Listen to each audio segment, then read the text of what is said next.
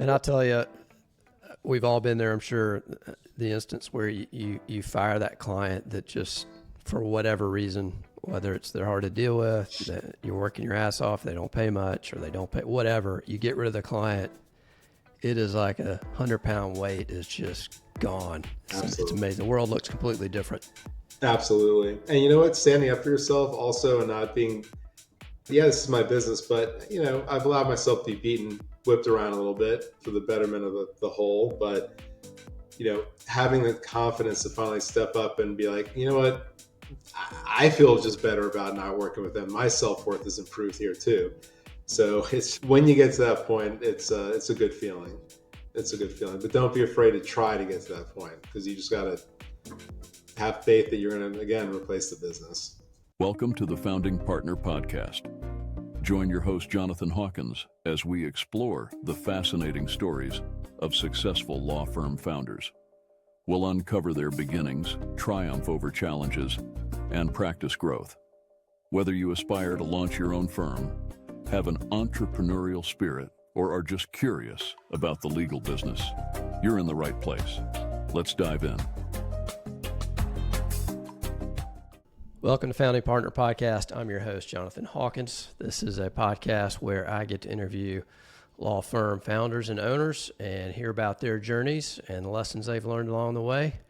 And today I'm excited. We've got a friend of mine who I recently went shooting with. That was a fun day. I didn't hit much, but he was actually pretty good. So welcome Jeff Sladkus to the show. He's I'll call him an IP, trademark, copyright type lawyer here in Atlanta, Georgia. He's got his own firm, the Sladkus Law Group, and he's been at it, I think, 20 years or so with his own firm. So Jeff, welcome to the show. Thank you. Thank you very much. So tell us a little bit about your firm. So I know it's not just you. So tell us, how many people, what kind of work you guys do? Sure. I started the firm January 1st, 2005. So we just had our, over 20-year anniversary, which is really awesome. When I started out, I was working in my apartment in New York City by myself, moved back to Atlanta, hired my paralegal, and just slowly as the years went by, just grew slowly but surely. At this point, we have 7 attorneys and 5 support staff. Our business is kind of broken up into a couple buckets, one being trademark prosecution, which is everything you need to do from searching a trademark, filing an application, responding to refusals, getting it registered, and then maintaining it. That's a big part of our business. There's a lot of different feeds for that business. And then on the other hand is our IP litigation group, where we would handle any kind of trademark, copyright, unfair competition, trade secret type disputes in federal court within the Trademark Trial and Appeal Board. And we also, a subset of that is our anti-counterfeiting brand protection practice, which is really the focus of our litigation business right now. And I want to talk about that. We were talking about that when we were shooting that day, and it's fascinating to me. So I want to dive into that. But First, congrats on 20 years, man. That's good. That's quite an accomplishment. Well, let's go back, man. So you started out in big law. It sounds like big law in New York, which, is it as bad as they say in terms of working your ass off? So I went to law school in New York, but ended up coming back to Atlanta for my first job, which was at Powell Goldstein, back where if they could get any warm body, they get their hands on. So, there's like 50 of us hired at once. Worked there for a couple of years and then jumped over to Womble Carlisle, Sandridge and Rice, which is now Womble Bond Dixon, which I think is now Bond Dixon, or whatever iteration they're on now. But I was there for about 4 years. At Powell Goldstein, I was doing corporate securities, a lot of private placement memorandum, some S1 filing statements, secured lending deals, which I just hated it. So getting the opportunity at Womble Carlisle to be a trademark prosecution attorney was exciting, something new. Like everybody else, I really didn't know what a trademark was or how to differentiate from a copyright or patent. So I spent 4 years at Womble learning from some great mentors there. The ins and out of getting trademarks applied for, registered, maintained, as well as the basics of trademark litigation through administrative proceedings they have called oppositions and cancellations, which are within the trademark office, as well as dipping my foot into trademark infringement lawsuits in federal court. So that was kind of my foundation there. And then I moved up to New York in 2004 to work for firm Pryor Cashman. I worked for an entertainment attorney up there for about 4 months. I was filling in for somebody on maternity. And it just got to the point where I'd had enough. So with the encouragement of my dad, I quit and I hung my shingle on, January 1st, 2005. So. Yeah. So what pushed you? Was it the hours or the environment? You don't have to go into all the details, but it sounds like you weren't happy, and then your dad sort of gave you that final kick out the door to get you out there. Yeah, but the particular partner I was working for found it amusing to write me, emails in all capital letters, not telling me how handsome I was that day, which I can only take so much of, which then started having an effect on my desire to go to work and the whole thing. I was told by the firm, I've been told this by multiple firms, that, I'm just I don't conform very easily. I like to do my own thing, even though I get to the end of the race sometimes before and better. This is how it goes. So my dad had his own practice in New York City with a partner. They were together 29 years.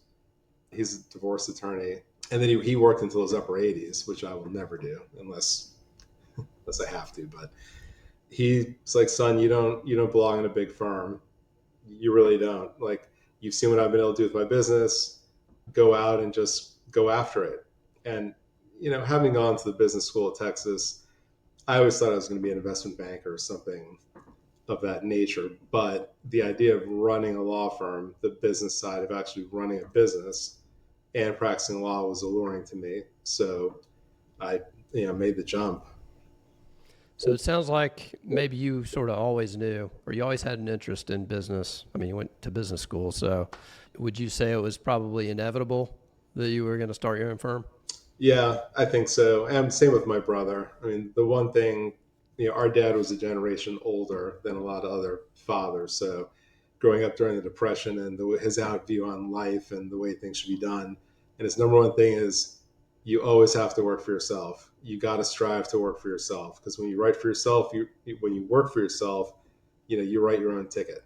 And it's really, depending how hard you want to put in, the effort you want to put in, will play a result in your future. And I was hungry and in it to win it. And admittedly, I'm a capitalist. I mean, I don't gauge success by how much money I'm making, but I do get a lot of enjoyment out of starting a new business unit and growing the revenue in there to a certain point, then hiring 2 more people, support that, and then figure out another product that we can offer. And that I love. I could do that, for the rest of my, my career. So. Yeah, that's fun. So take me through. So, going from a big firm to starting your own, I imagine you didn't take any clients with you, or maybe you did. So how was it the early days? You opened your shingle. Did you have any work? I had a little bit of work. I'm still with them today, StoCorp, a manufacturer of stucco. They're down off of Camp Creek.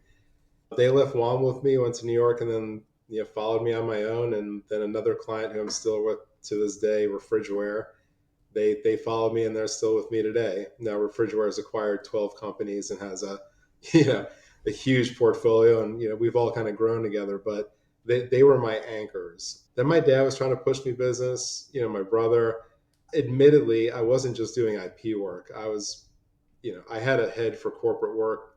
Leases make sense to me. I've owned and rented a lot of real estate property, So I just started doing anything that I thought I could serve the client right and make some money. So a lot of corporate transactions, some M&A work. I bought and sold the cheeseburger in paradise chain for a client. I mean, stuff like that. But there's still $10, $15 million deals. And it wasn't for a good 10 to 12 years that I decided that, okay, now it's time to really just focus.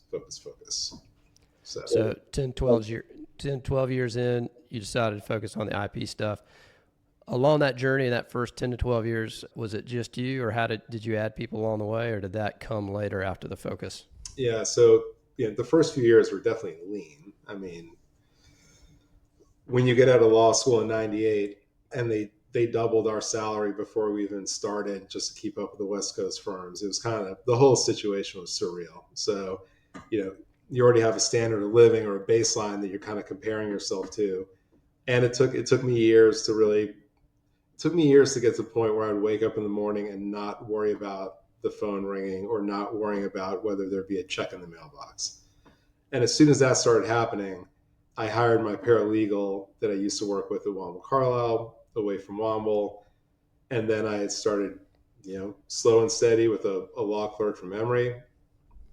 And then she worked for me through the bar exam. And then I hired her as my first associate.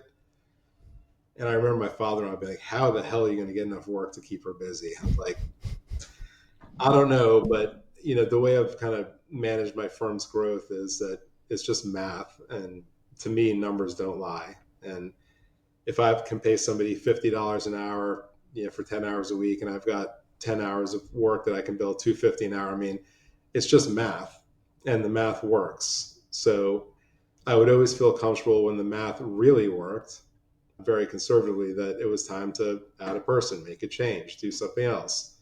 So from there, I hired Erica, and then I hired another associate.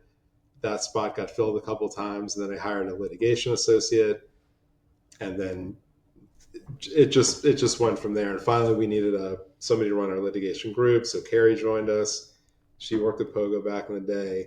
We hired another trademark associate. We have a litigation associate starting in September. But these are all very calculated, well thought out. At least I think they were well thought out. But if you build it, they will come type of approach. So a lot of people out there, especially early on, sort of like you, they're scared to niche down too far. They're like, I'm gonna lose work if I go too niche. And then oftentimes what happens, I guess you could pick a niche that's so small that there's only 2 clients in the world. I guess that's possible. But once you sort of niche down, it and this has been my experience, I've talked to many people, it almost, the growth accelerates versus when you were trying to do a little bit of everything. What was your experience? It exactly that. I got comfortable with saying, okay, I want to be the best trademark attorney in Atlanta. And then it morphed into being, I want to have the best trademark prosecution firm in Atlanta now. So I always had my mind on, I wanted to be the best at what we did. And to do that, I did feel like niching down. We specialize for, well, we still do, but what really helped my firm grow was I had relationships with a lot of Italian attorneys, and their firms represented some of the biggest brands in the world. And I just thought, okay, if I really focus on this, what are the other firms doing wrong? And I just started asking my colleagues, and it was pretty clear. Number one, they were too expensive. Everything was on a flat fee, and I knew what they were charging because I was the one billing it. Number two, the response rate was horrible. The biggest fear of any trademark attorney is going to be a deadline. Did I miss the deadline? Did we make the deadline? And there are last minute things. And I started seeing at the bottom of emails, please confirm receipt in old bold and caps. And I realized they really stress about this because in New York, people, roll in 9/30/10. By the time you get your email, it's the end of the day in Europe. So what I decided to do is, okay, how do we address that? How do we address the price? And the quality needs to be equal to or better than what they're getting. So I basically slashed the flat fees that the big firms were charging to something that was still very reasonable. And then I started getting up at 5:30, 6 o'clock in the morning. Every morning, I still do. And I fielded emails from my Italian clients. And the feedback I got was like, wait, what time are you up right now? We've never gotten an email back that early from a U.S. counsel. And I said, well, I want you to know that I'm reliable and that I know there's important deadlines and that I'm always going to be here round the clock. And I did that for a decade plus. Every morning, yeah. That's a cool story. I mean, that's cool. I mean, a good example of how to differentiate yourself and just client service, man. That's it. And it's surprising when I hear when we get new clients, it's almost like our firm sells itself because no one seems to like their attorneys. But what happened with the lawyers at this these two big firms I worked for, as they started leaving and going to other law firms, they were like, hey, we've got this guy, Jeff. You don't need to use Frost Zelnick. You should use Jeff. And they go to Pirelli Tire, or Versace, or Moncler, Armani, and just, I started getting all this crazy work coming in from, this little old Jeff sitting in his basement is doing Versace's trademark work. I started pinching myself a little bit at that point in time, saying, all right, this is working. Now you can build a model around this. And then I did. I built up the staff and the systems around that to make sure that they were well taken care of. And they know that at any point in time they email us, they're going to hear back within hours. It's tiring. Yeah. So I was looking at your website. There's something on there, Amazon IP Accelerator. What is that? I was curious what that is. Sure. So when you're a seller on Amazon, there's a lot of counterfeiting on Amazon, which we can talk about later. But one of the things you can do to protect your brand, if you're selling pencil cases called Pencils R Us, within a day of being on there, counterfeiters and suppliers in Asia start dumping the same stuff for less, and they start naming it something similar to yours.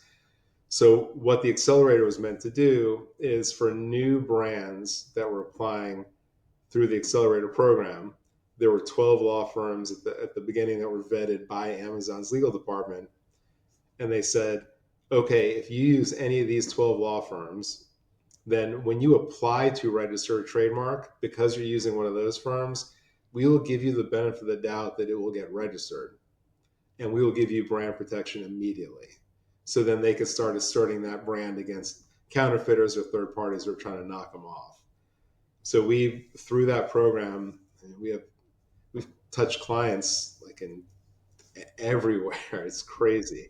Everyone's trying to sell something into the United States. And this is the key to Amazon's like the key to the West. So I had a full-time associate just doing that work. It is lower margin work, but it's still good work. But we've kind of reduced our profile to focus on keeping our clients happy, but also higher margin work.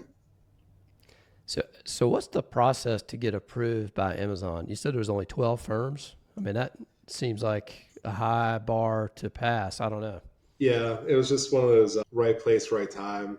One of my associates back in the day, Susan, she lived in Bend, Oregon. That was another thing I learned, that I can work with. There's a lot of great people all over the States that have got a lot of great experience that they want to share. You don't just have to look here in Atlanta.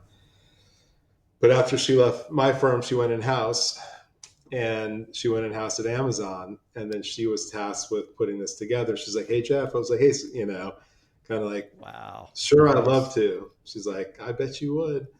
So it was kind of handed to me just through a relationship. It wasn't handed to me, but it was a relationship thing. Wow. You're right. Sometimes it better be lucky than good. I guess it's better to be good and lucky. That's cool. Yeah. And so you mentioned earlier, you were working with some of these big Italian brands fairly early in the career, or fairly early in the life of your firm. And I've heard you sort of refer to it as a blessing and a curse. I don't know what do you mean by that? Or what did you mean by that when you told me that? It's a blessing and a curse. So number one, when you're trying to feed associates, you want to provide steady work, right? So steady workflows. You want to have some real reliable sources. Well, these Italian firms were very reliable sources. But in order to get that work, they beat you up a little bit. You have to take a hit on your rates, a lot of write-offs that from time to time, if a big client wasn't happy or something didn't go, you need to sell your soul a little bit, just a little bit. And after doing that for 15, 16 years, it's not like I felt like I owed the firm something, because I put in a lot of hard work, and we all did over the last decade plus. But they were trying to negotiate like 30% discounts on my rates. And just at this point, I couldn't do it anymore. So we had an amicable discussion with a lot of the firms that we'd love to continue working with you, but we can't discount our rates. And interestingly enough, nobody has stopped working with us. And so we're making 30 points more on everything we're doing. And just again, improving the margins, just looking internally, like what can we do to make margins better, make more money. And, it's the 80-20 rule that work was really a pain in the butt sometimes. And it took up a lot of our time. But again, it's good work, but I had to get it to be on par with the other work we're doing. And it took me 15 years to do that, 16 years. So I got to ask, do you take, quote, business trips to Italy a lot for these clients? Well, I just got back. My wife and I have been lucky enough to, and that's another thing that I did early on in my career, is my wife and I would go to Europe. We'd fly to Italy, to Rome, see the law firms in Rome, then go to Milan, see a couple firms and a lot of fashion brands that are there. Then we go to Torino, which is an industrial city, but that's where the big law firm Jacobacci and Partners, to go visit them. And I just go on a roadshow, and again, no U.S. attorney was dropping what they were doing and just going into their firm in Torino and saying, I'm here all day. I'm going to buy you all lunch. We have talking points. We have slides. Pick my brain. Tell me what I'm doing right. Tell me what I'm doing wrong. But just sitting there at a table with everybody once a year just made a huge difference. I started making, Facebook friends and people on our holiday card list. And it just, it turned into a pretty close relationship by doing that with a lot of people. So the second thing I got to ask is, what does your and your wife's closet look like? Are they full of these Italian brands or? No, luckily she's not. She doesn't dig that stuff. But, we'll bring home a lot of bocce chocolate. That's kind of what goes over well in our house. So that's cool. So that brings us sort of, so I call it your newer practice. And this was really sort of fascinating when we really started talking about this. I'll call it your anti-counterfeiting practice. And so maybe explain what that is and maybe how you got into it. It sounded somewhat fortuitous or I don't know, you just sort of fell into it. I'm really curious, but it's becoming a big part of your firm's practice, it sounds like. It is. What we do in general, everything we do here is brand protection. So if you want a trademark registered, helping you with that process is brand protection in its most basic form. We would do customs work for Armani and Versace, and we still do for a bunch of clients. We get these notices in, say, somebody imported 100 pairs of these shorts. They're fake. They destroy them. Fine. Customs is a very good program that uses taxpayer dollars to go after that stuff, so it's free. If there was a website that had an infringing product on it, you can take that website down. If you saw a listing on Alibaba or AliExpress or even Amazon that was fake, you do a takedown, have it taken down, and it all goes back up again. And just take it down again, seize the stuff at customs, write a demand letter, and then it just all happens again. So one of my buddies who rented from us for a long time, Mark Siegel, litigator, we just took a step back and said, we've got all these high fashion brands that have been counterfeited forever and will be counterfeited forever. The current tools we have are just not effective.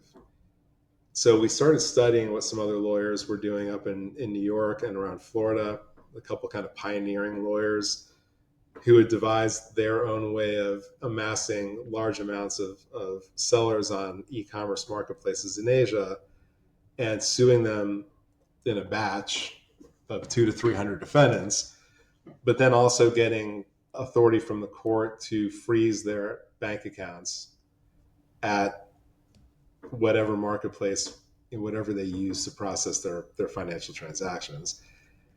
And with that came a temporary restraining order to take the stuff down.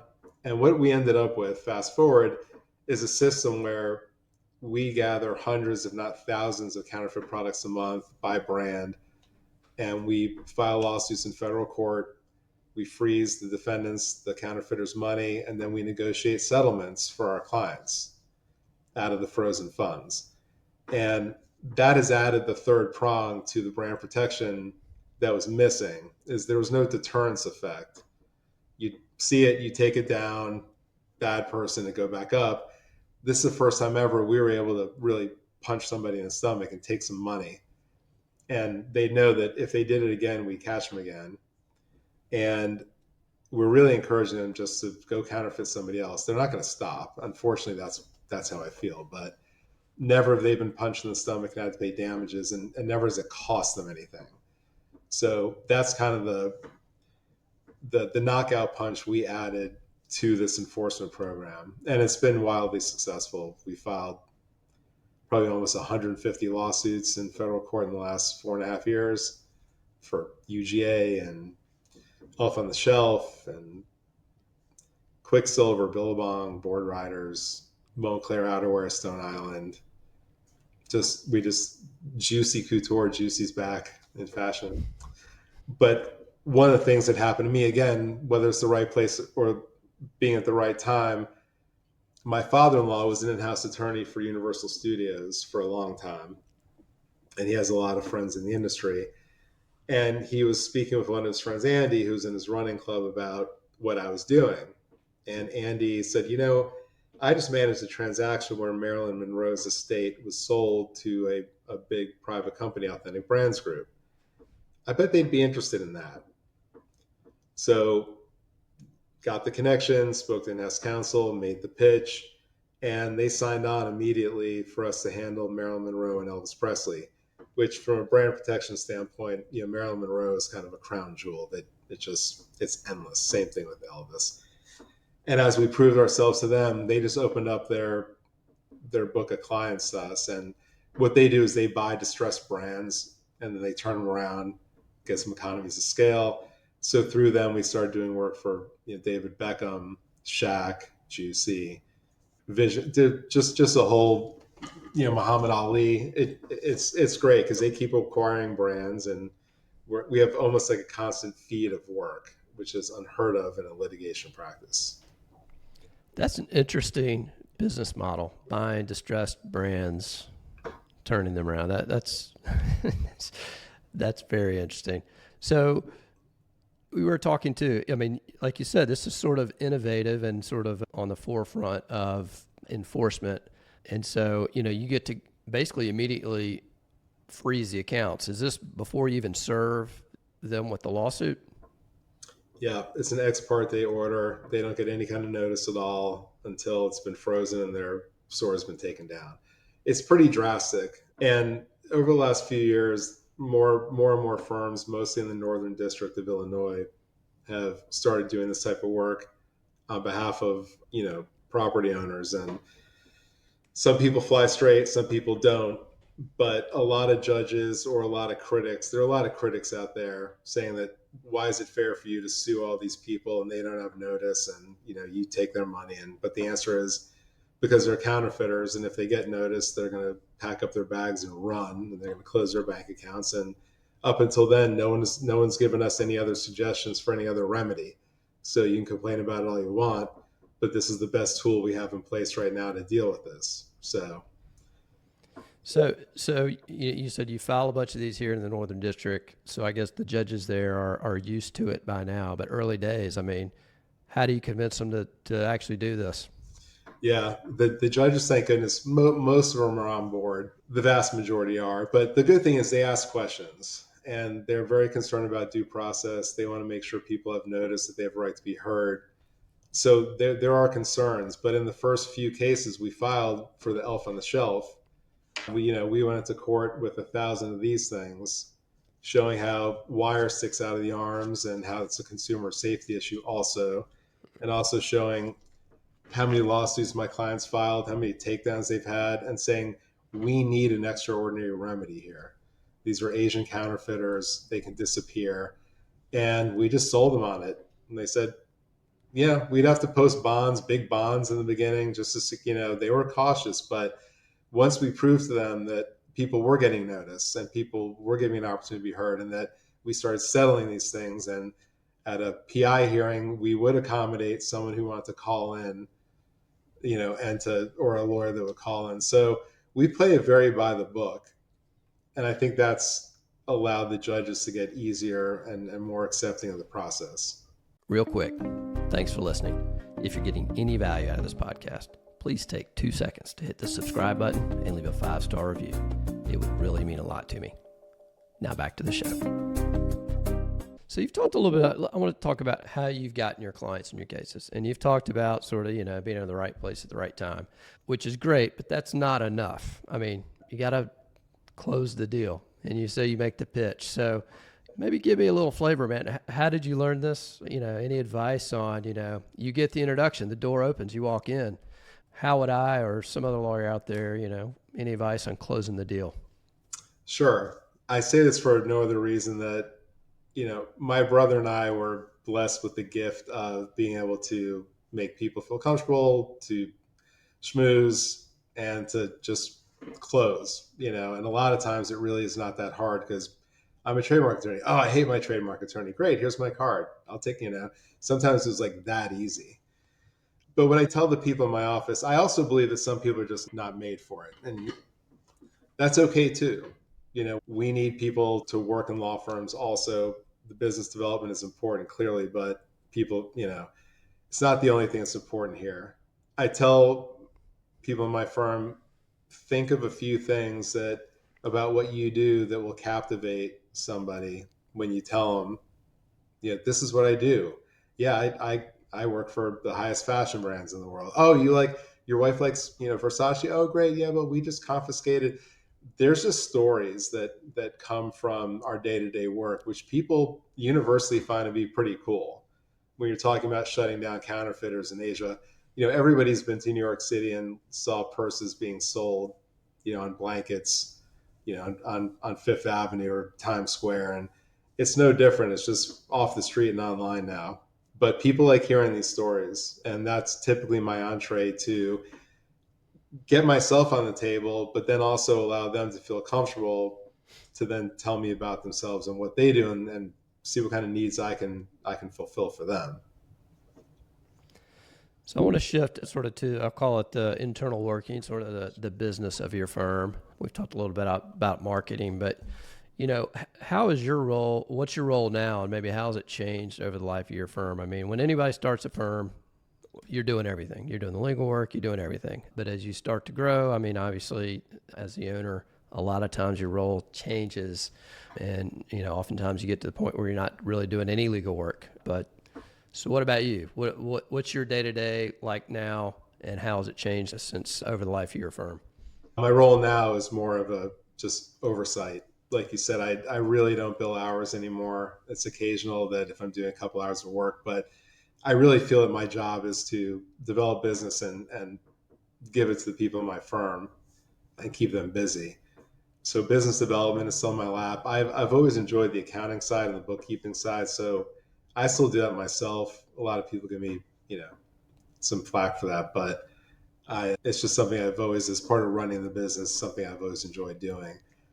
But I'm available. I try to be available at all times. Is just a consigliere type. What do you think about this? What do you think of this? What do you think of this? This is what I think. This, and just kind of pat people and keep them in the lane. But I don't really want to do any real legal work anymore, to be honest with you. So I think I've positioned myself pretty well. So take me through this. So this is a common experience. The clients are calling you and they're like, Jeff, we want you to do it. We want you to do it. How did you transition that element of it? No. So-and-so down the hall, they're much better than I am, or we work as a team, or my rate is now $5,000 an hour. You want someone, I mean, what did you do to get out of it?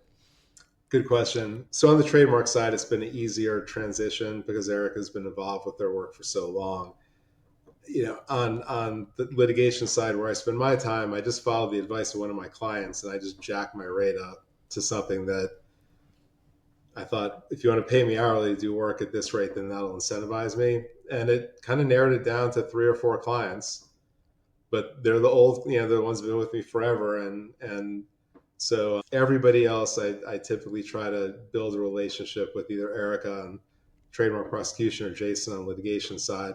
But I'm always copied. I'm always there. People know they can pick up the phone and call me, and I'm on top of what's going on. So I will tell you that I don't lose many clients, but I did lose one recently, and because they did not feel like I was spending enough time focusing on their work.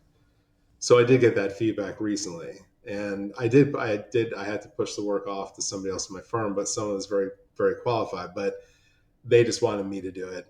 And so unfortunately that happened recently, but it taught me a little bit of a lesson to be a little bit more hands-on. So there's multiple sides to this cube, let's call it. So part of it is what we just talked about, the client dynamic of maybe wanting you to do the work. Then there's sort of the lawyer dynamic where you're like, only I can do the work, or there's just some roadblock to being able to delegate. Did you have that problem at all, or was that fairly easy for you, handing it off to the other attorneys? I mean, the trademark stuff, yes, that Erica's had down for a long time. She's been with me 14, 15 years, so she really has that down. Stuff that I grew up doing at Womble, software licensing, leasing, well, we didn't do that anyway, but transactional work, we just stopped. So, because those were the deals, there was like, this is what I excel at, anything on a piece of paper, making deal work. I just didn't want to do the work anymore because of the time commitment and the stress. So I now refer that out to any number of people. So, all right, we're gonna shift gears a little bit for a minute, and then we'll come back to the firm. But the other thing I learned about you on that day of shooting is that you are also a big reggae fan. I'm like the only one that I know of all my friends, so I'm glad to finally meet somebody else that seems to love it as much as I do. So, that is true. How did you get into it, man? Tell me that. Reggae in high school. One of my best friends, Josh, he and I just started to just really grab onto it. It all starts with hearing Bob Marley at first, right? That's right. But then when you go all the way back and listen to the first album, then you learn about Peter Tosh. You're like, oh, okay. Ooh, this guy's interesting. And at the time, in the late 80s, early 90s, the Reggae Sunsplash concert would come through Atlanta. And we'd go to that every single time. We'd go to every single reggae concert that we could possibly. And there were a lot more bands touring back then. A lot of the bands that we loved, like Third World, Steel Pulse. Yeah. Some of these bands are still touring, but we were able to see a lot of great music in our high school and early college years, and it's just been a love of mine. I love the Jamaican people. I love the island. They're the most relaxed, chill people I've ever met in my life, and that's kind of what you look for from reggae music, Yeah, I love the feel, man. It puts you in a little bit of a trance, So, I mentioned it. You were out of town. The concert about a month ago now came through. Stick Figure, incredible, man. It's badass. Stephen Marley was one of the opening acts who I'd never seen before, but it was almost basically just like a cover, performance of all the Bob Marley songs. And he sounds just like him. So he's playing, some of the big Marley hits, and then they played some deep cuts, some of the more obscure stuff. But it was cool, man. That's awesome. Where was that? Up in Alpharetta, the Maris Amphitheater. Okay. Yeah. But so I had seen Stick Figure, I don't know, 3 or 4 years before, and it was good, but they're way better now. I mean, their live show is just getting way better. So if you ever get a chance, man, you got to go. And anybody listening, you got to go see these guys. And go see Steel Pulse while you can. I did see them years ago, I guess in the late 90s. And that was cool. Glad I got to see them. So, yeah, there's a lot of new, really good stuff. American, and there's some good island stuff too. But yeah, anyway. All right, well, cool. Next time the show's in town, we're going together. So 100%. You're on my list now. So, okay, back to the firm. So, again, you just celebrated your 20th anniversary for the firm. I imagine there's been ups and downs. As you look back, are there any things, I'll call them lessons learned. So the way I like to frame it is things that you did that maybe you're like, yeah, maybe I shouldn't have done that, or things that you did, but you're like, man, I should have done that way earlier. Yeah, there's a million of those things. Honestly, just tripped all over myself for a very long time. A lot of it was being penny wise and pound foolish, not recognizing the value of bringing people in to help free up some of my time, and just, which payroll company we use, going to the cheap, just learning, cheapest and best, but, putting these foundational elements of the firm in place earlier on would have been really better. I found that, with a full comprehensive benefit plan, there is the, employee retention aspect of that when you start matching 401ks. And, we pay for all of our employees' health insurance, their entire premium. And we try to now offer a platform that's at least as equally attractive as going to a bigger place. So you mentioned sort of investment into the firm, and this is something that, I struggle with. I think I've talked to many people that struggle with it, and it's you see where you want to go, and you're like, I know what to do, and I know how to get there, but you have limited resources to invest to get there. You can't do everything all at once, and sometimes you spend the money or whatever, and it takes a while for it to pay off. So then all of a sudden you maybe have a cash flow issue. So what's your approach on sort of the investments into the firm? How do you balance sort of the investment into the firm and getting out over your skis? Okay. As far as financial investment or like personal investment? I'd say mainly financial, because unless you're borrowing, I guess you could borrow money, but you're funding the growth and investment, and that's both people, marketing, systems, technology. You're funding that presumably out of cash flow, right? Or maybe you're borrowing money. Okay. You tell me. I get it. So the firm is, I've grown the firm just basically on my own financing. I have a line of credit, but I've never drawn on it. I'm a firm believer that when we get a bill, we pay it. I try to treat other professionals like I want to be treated. There were many, many times throughout the course of the years where I had next to nothing in the operating account. And I, would have to make a capital contribution for, that was back when the, oh my God, run to the mailbox days. But, spending money on document management systems or on online billing systems, things like investing in technology has been worth every dime. Anything that'll help increase productivity.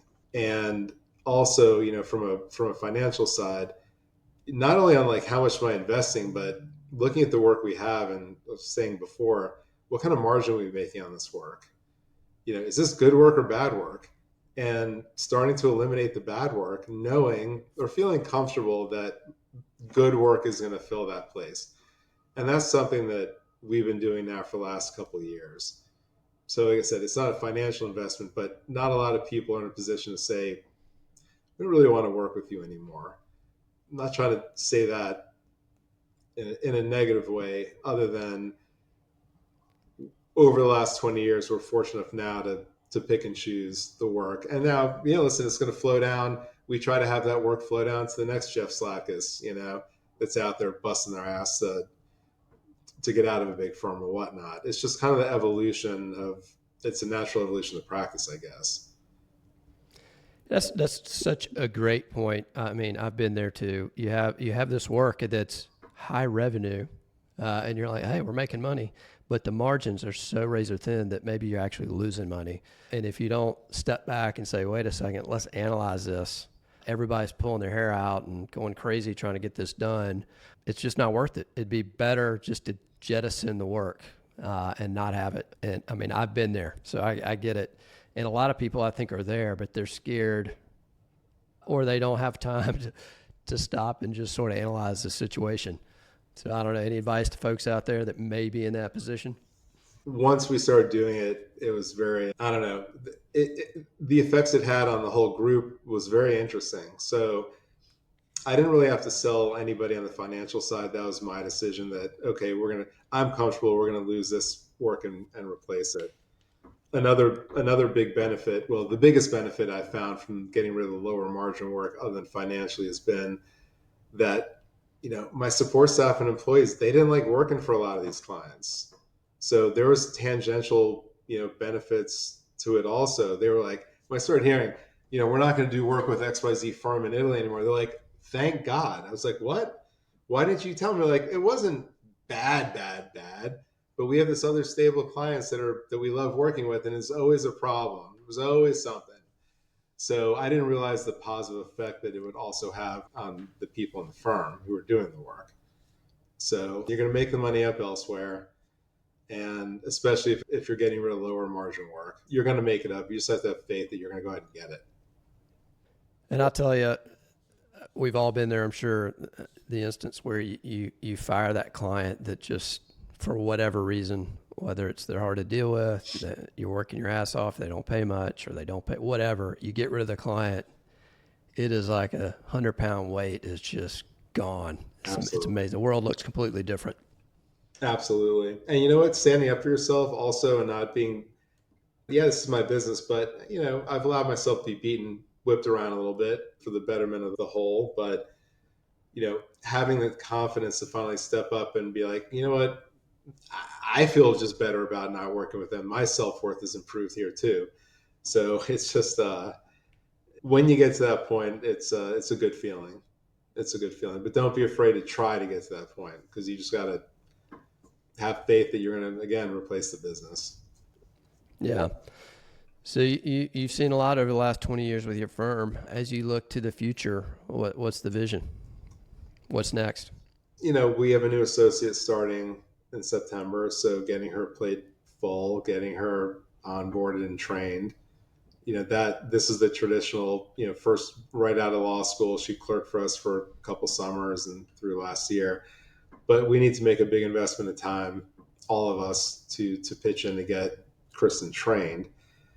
But for me, slow and steady right now is where I like things. It's everything is kind of moving along. Growth has been organic. The phone rings from a lot of referrals for smaller things. I feel like if I need to amp up the work, I can just start looking at the brands we manage and figure stuff out. I don't know that I want to grow much bigger. I do know that this is my 28th year of practicing. So in a couple of years, I would like to take a big step back and turn the reins over to some degree to my partners. Both of them, who will likely run their practices, have been with me more than a decade. So I think they understand that that's kind of the next role for them. But I don't know that I'm ever going to really step completely away. It's just, it's for something you built by yourself and it's your baby. I've gotten 3 or 4 interviews in the last 4 or 5 years from larger firms asking, is it time for you to merge? Like, it's almost like they're surprised I'm surviving, And as I say that, and there was news, about a big firm, merging, like, it's never been right. To me, the culture is the thing that one of the biggest differentiators here. I don't keep track of people. They don't have to ask permission to go to the doctor's appointment or go to their kid's soccer match or whatever. So it would take a very special deal for me to transition this company, but I don't think that's going to happen, because I fiercely guard the culture of this place, and that's what people signed up for, and I feel like I owe it to them to maintain this. So, yeah. So if you weren't practicing law, what would you be doing? Or if you weren't running a firm, maybe I'll say it that way. What would I be doing? Well, part of this inspiration is from my dad, who had no hobbies, and after retired from law, got on the New York State Ethics Committee. Then after that, went on this committee. And so I have purposefully become pretty mediocre at a bunch of things, hobbies.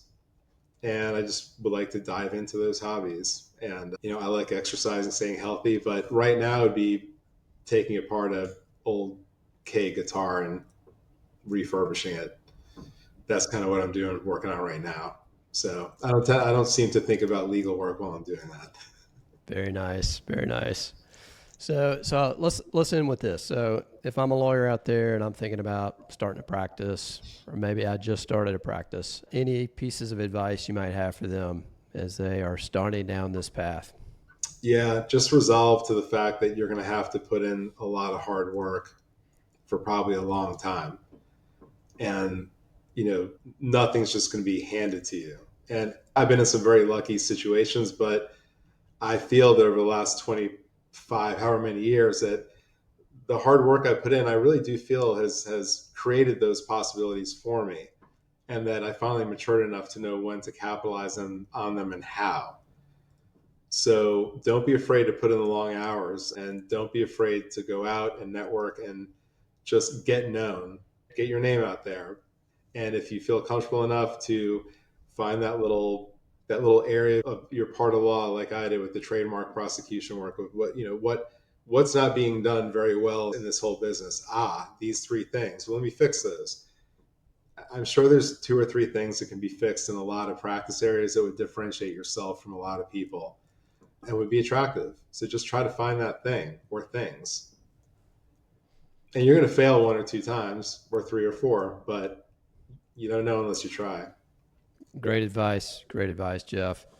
So thanks, man, for coming on. If anybody out there wants to get a hold of you, what's the best way? Email somebody else. No.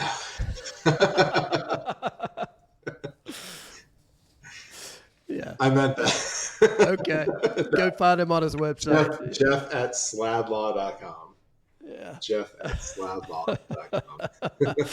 I love it, man. I love it. Well, again, thanks for coming on, man. This has been fun. My pleasure. Thanks for listening to this episode of the Founding Partner Podcast.